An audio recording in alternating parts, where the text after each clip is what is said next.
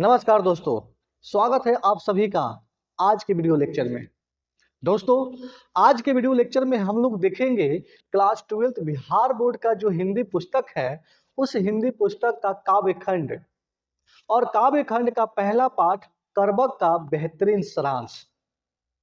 यानी आज की क्लास में मैं आप सभी को करबक पाठ यानी करबक कविता पढ़ाने वाला नहीं हूँ, बल्कि करबक कविता को सारांश के माध्यम से आप सभी को समझाने वाला हूं। तो चलिए क्लास की शुरुआत करते हैं और देखते हैं प्यारा सा पाठ का प्यारा सा सारांश। सबसे पहले याद रखिएगा विद्यार्थी, ये करबक पाठ जो है ना, इसके लेखक हैं मलिक मोहम्मद जैसी। और मलिक मोहम्मद जैसी का विचार क्या है, इनके भाव क्या है, किन किन बातों पर इन्होंने बात की है, किन किन मुद्दों पर बात की है, यही चीज हम सारांश के माध्यम से समझेंगे। कविता पढ़ाने वाला नहीं हूं, बल्कि सारांश के माध्यम से मलिक मोहम्मद जैसी की विचारों को समझने वाले हैं। सबसे पहले एक चीज बताइए, प्रेम क्या होता है? क्या चेहरों को देखकर प्रेम होता है? नहीं ना। प्रेम तो दिल से होता है, आत्मा से होता है ना। बात सही है। यही बात जो है ना, मलिक मोहम्मद जैसी अपने करबक कविताओं में ये वर्णन करते हैं और सारी बातें वर्णन करते हैं। आइए समझते हैं और देखते हैं क्या दिया है। ध्यान दीजिए सभी विद्यार्थी, दिया है कि मलिक मोहम्मद जैसी द्वारा रचित पद्मावत हिंदी साहित्य का एक महान सूफी प्रेरित महाकाव्य है। क्या दिया है? मलिक मोहम्मद जैसी द्वारा रचित पद्मावत हिंदी साहित्य का एक महान सूफी प्रेरित महाकाव्य है। यानी याद रखना है विद्यार्थी कि ये जो करबक जो पढ़ रहे हैं आप लोग, ये करबक जो है ना एक महाकाव्य है, ठीक है। और ये महाकाव्य किससे, यानी पद्मावत से लिया गया है। ये करबक पाठ जो है ना विद्यार्थी, ये पद्मावत से लिया गया है। और पद्मावत क्या है? तो एक सूफी प्रेरित महाकाव्य है। परीक्षा में ये पूछ सकता है विद्यार्थी कि पद्मावत क्या है, तो याद रखिएगा सूफी प्रेरित महाकाव्य है। आगे क्या दिया है कि इनमें कवि ने प्रतीकों और उपमाओं के माध्यम से जीवन के गहरे सत्य, प्रेम की साधना, त्याग, कष्ट और यश की अमरता का अत्यंत मार्मिक चित्रण किया है। यानी यह कविता जब पढ़ेंगे आप सभी, तो आपको पता चलेगा कि इसमें जीवन के गहरे सत्य, प्रेम की साधना, त्याग, कष्ट और यश के बारे में बताया गया है। बात समझ में आ रहा है? आगे क्या दिया है? दिया है कि प्रस्तुत अंशों में कवि मानव जीवन को तपस्या की कसौटी पर परखते हुए यह स्पष्ट करते हैं कि बिना संघर्ष और पीड़ा के ना तो प्रेम पूर्ण होता है और ना ही मनुष्य महान बनता है। यानी प्रस्तुत अंश जब पढ़ेंगे, यानी ये कविता जब पढ़ेंगे, तो आपको पता चलेगा विद्यार्थी कि बिना संघर्ष और पीड़ा के ना तो प्रेम पूर्ण होता है और ना ही मनुष्य महान बनता है। बात सही है कि नहीं, बताइए। बिना संघर्ष की सफलता मिलता नहीं है, ये बात सत्य है कि बिना मेहनत के, बिना तपस्या के कुछ भी इस जीवन में कुछ भी नहीं मिलता है। यानी सफलता तो मिलता ही नहीं है। आगे समझिए क्या दिया है।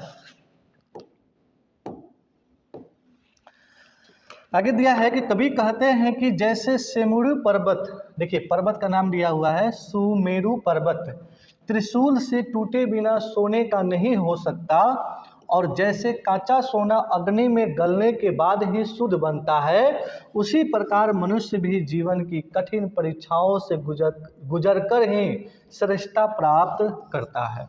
बात सही है कि जो कांचा सोना होता है, बिना उसे आग की भट्ठी में पिघलाए हुए वो पक्का सोना नहीं बनता है, वो शुद्ध सोना नहीं बनता है। उसी प्रकार ये मनुष्य का जो जीवन है, बिना त्याग के, बिना परिश्रम के उसे सफलता नहीं मिलती है। आगे देखिए क्या दिया है। कह रहा है कि कलंक, कष्ट और दुख व्यक्ति के व्यक्तित्व को निखारते हैं। क्या क्या विद्यार्थी?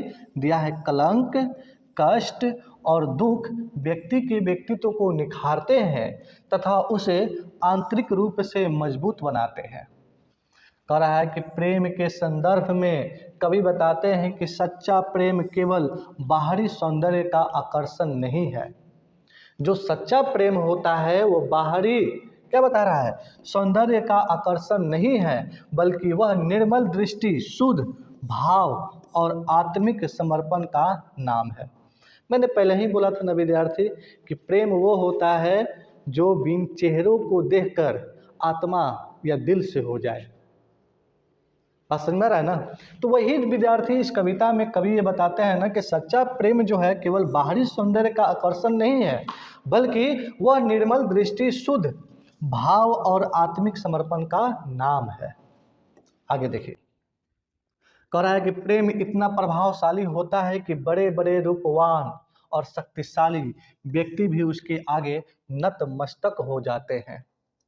जैसी अपने काव्य की रचना को साधारण लेखन नहीं मानते हैं, जैसी साहब जो हैं अपने काव्य की जो रचना किए हैं उसे साधारण नहीं मानते हैं, बल्कि उसे अपने हृदय के रक्त और आंसुओं से रचा हुआ बताते हैं।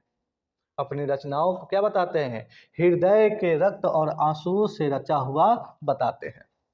उनका कहना है कि जिसने भी इस कथा को सुना उसने प्रेम की पीड़ा को अनुभव किया है। यानी मेरे इन कथाओं को जिन जिन लोगों ने सुना है उन्होंने